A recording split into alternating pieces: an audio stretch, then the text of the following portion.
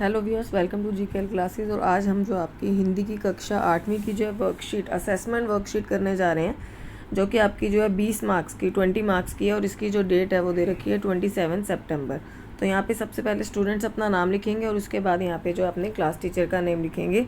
इसके बाद निम्नलिखित प्रश्न संख्या 1 से 4 तक के जो आपके प्रश्न हैं वो 1 अंक के हैं और प्रश्न संख्या 5 से 6 जो है वो 2 अंक के प्रश्न हैं और प्रश्न संख्या 7 से 10 तक के प्रत्येक के जो है वो आपके 3 अंक यानी 3 मार्क्स के जो है वो आपके क्वेश्चंस हैं।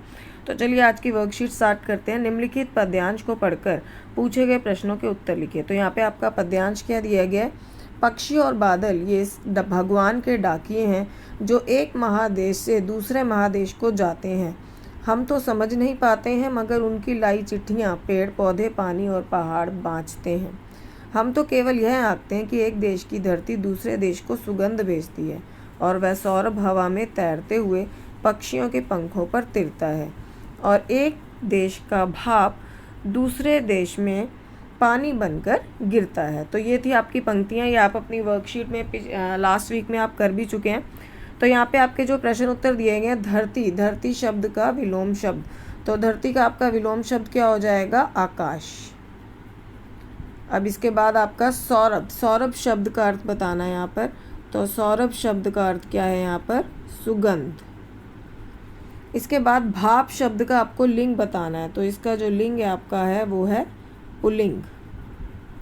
इनके जो आंसर्स हैं ये नीचे लिखे गए हैं, तो हम यहाँ पर देखते हैं ज़रा चलकर।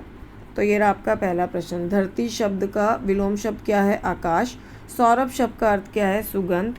इसके बाद आपका जो अगला प्रश्न है वो है भाप शब्द का लिंग लिखिए। तो भाप शब्द आपका जो है वो पुल्लिंग है, पुल्लिंग है।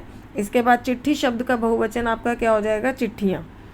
अब इसके बाद आगे बढ़ते हैं। ऊपर के पद्यांश से 2 संज्ञा शब्द चुनकर लिखना है। तो संज्ञा शब्द आपके क्या होते हैं? किसी का भी नाम। तो यहाँ पे पक्षी और पहाड़ ये 2 संज्ञा शब्द जो है लिखे गए हैं। अगला प्रश्न है बादल शब्द के 2 पर्यायवाची शब्द लिखो। पर्यायवाची यानी उनके सेम मीनिंग के कि बादलों को और क्या बोला जाता है। तो एक हो गया आपका मेघ और एक हो गया आपका जलद। तो ये दोनों जो है इसके बादल के पर्यायवाची शब्द हैं। अगला प्रश्न है भगवान के डाकिये कौन है? तो पक्षी और बादल भगवान के डाकिये हैं। चलिए आइए अगला करते हैं। प्रश्न नंबर 8, भगवान के डाकिये द्वारा लाई गई चिट्ठियाँ कौन बाँचता है? बाँचता है का मतलब होता है कौन पढ़ता है। तो भगवान के डाकिये द्वारा लाई गई चिट्ठियाँ प्रकृति के विभिन्न अंग जैसे पेड़ पौधे, पानी, नदी, सागर, झरने, पहाड़ आदि बाँचते हैं। तो यही प्रकृति के अंग जो है भगवान के लाई डाकियों की जो चिट्ठियाँ उनका जो अर्थ है उनको जो पढ़ पाते हैं। इसके बाद है हम केवल क्या आंकते हैं? हम यानी कि हम मनुष्य लोग क्या आंकते हैं? हम केवल यहाँ आंकते हैं कि एक देश की धरती दूसरे देश की धरती को सुगंध भेजती है। हमें तो बस इतना ही जो है वो पता चल पाता है। इसके बाद प्रश्न नंबर 10 है आपका एक देश का भाप दूसरे देश में पानी बनकर गिरता है। पंक्ति का अर्थ अपने शब्दों में लिखिए। तो आपको यहाँ बताना है कि इन पंक्तियों का क्या अर्थ है। तो इस पंक्ति में प्रकृति द्वारा किसी प्रकार का भेदभाव ना किए जाने का उदाहरण देखते को मिलता है कि एक देश की नदी, सागर, झील आदि का पानी भाप बनकर उड़ता है और ठंडा होने पर वर्षा के रूप में बरसने लगता है और यह संदेश देता है कि हमें किसी से भेदभाव नहीं करना चाहिए। तो इसी के साथ आपकी जो है ये आज की असेसमेंट वर्कशीट जो है वो ख़त्म होती है। आई थिंक आप सबको पसंद आई होगी और अच्छे से समझ भी आ गई होगी। Thank you everyone for watching.